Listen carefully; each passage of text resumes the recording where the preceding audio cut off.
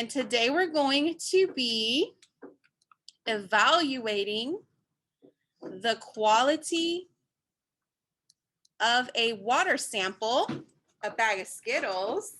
The bag of Skittles is going to be our water sample. We're going to graph the results, and then we're going to form a hypothesis about the land use near the location where the sample was collected. All right, how will I know I learned it?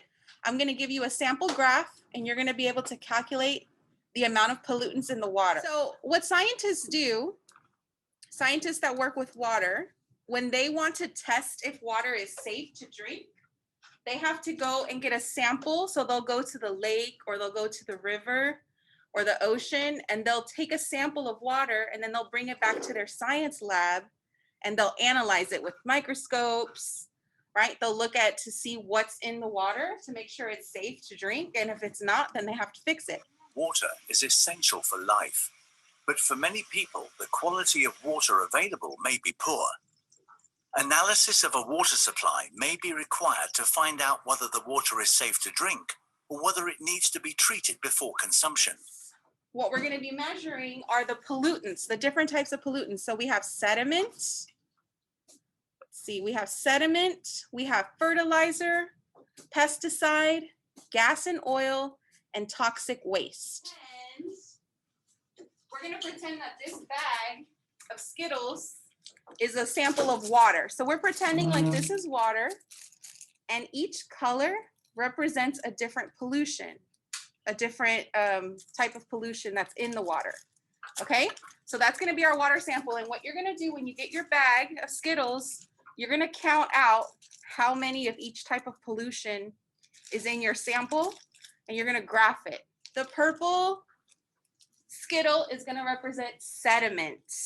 Okay, so look at the pictures. Who can describe to me, what do you think sediment means? What is sediment pollution?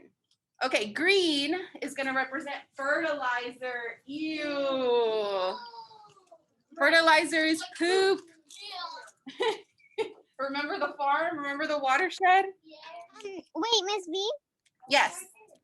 I don't have the color purple in my Skittles. Then you're going to have a 0. Then you won't put anything for purple. Okay. So that means your water sample has 0 sediment. It's okay if there's zeros. I only 0. have, I think. 0 is good. 0 means that you don't have pollution. Me and my mom were walking, and there was a guy with a dog, and he didn't pick up the poop.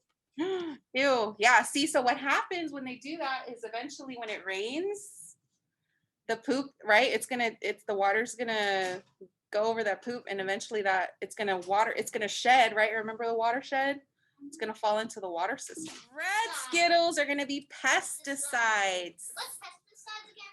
So pesticides is like a chemical that they put on plants to kill bugs. So you know how bugs will go and they'll eat leaves and they'll mess up the plant. So farmers, they'll put pesticides on their plants so that the bugs die. But yellow is going to represent oil and gas. And we know what that is. Orange is toxic waste. So toxic waste are chemicals that are really, really, really. I'm going to give you your bag, and you're going to use the colors. So it tells you right here which each color represents. And then you're going to color in how many of each you have. So we're going to put the color of the Skittle on the square? Yes. Yeah, so for example, look at the first one says sediment. And sediment is purple. So you're going to count how many purple Skittles you have. And then you're going to draw purple.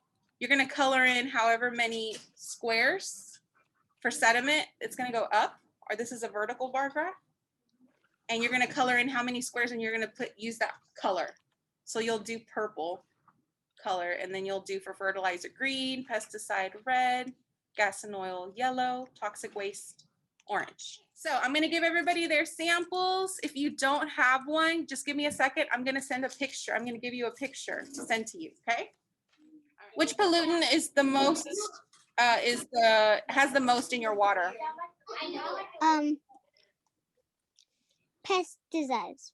Pesticides. So Amy's water sample has the most pesticides, right? Yeah. And and I counted all of them by 2, and like the fertilizer and the sediment, I counted by twos, but I just made like one. Yes, perhaps. Well, oil and gas was the bigger one because I had more yellow, and the